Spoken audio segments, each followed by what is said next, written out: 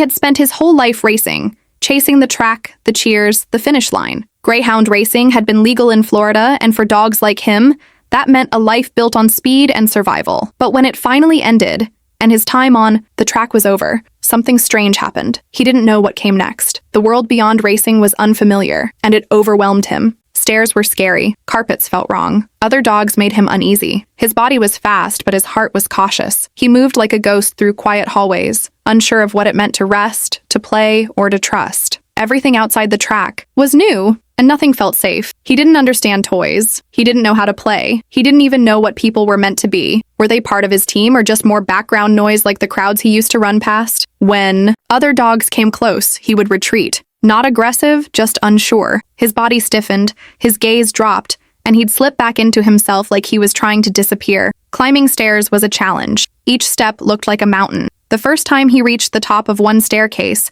he stopped cold at the second, frozen between wanting to move forward and not knowing how. But the world waited patiently. No rush, just gentle encouragement, one step at a time. Every small moment of progress was celebrated. A paw placed on a new floor, a glance toward another dog without shrinking away. Bit by bit, he began to recognize his surroundings. Not just recognize, but understand. The stairs weren't monsters. The dog park wasn't chaos. The grass under his feet didn't mean go, go, go. It meant stay, play, feel. As new places became familiar, fear slowly loosened its grip. His body relaxed more often. His tail wagged, not just from habit, but from joy. A walk in the park turned into an adventure. A new floor wasn't strange anymore. It was just part of home. He started realizing something he had never been taught. In Florida, this was his family now. He wasn't here to perform or win or race. He was here to belong. Taking him outdoors became more than just an outing. It was a door opening to everything he had missed.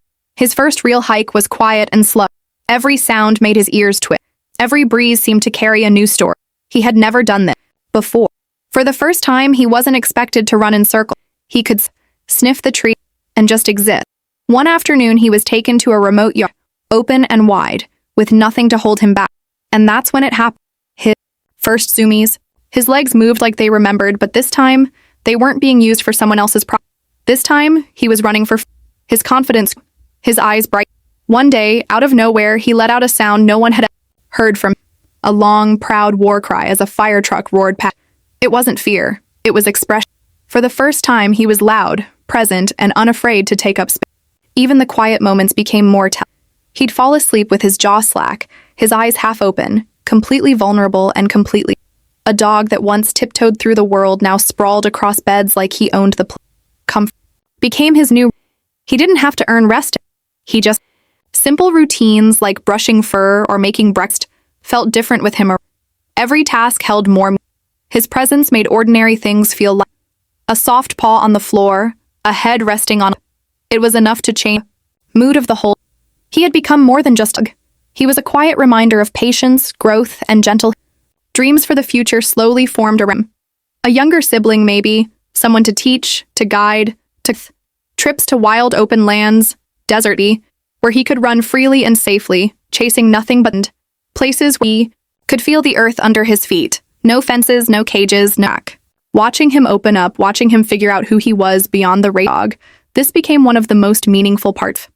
No longer a number, no longer a machine, just a dog, full of curiosity, strength, and quiet. He was just late to freedom, and now that he'd found it, he was finally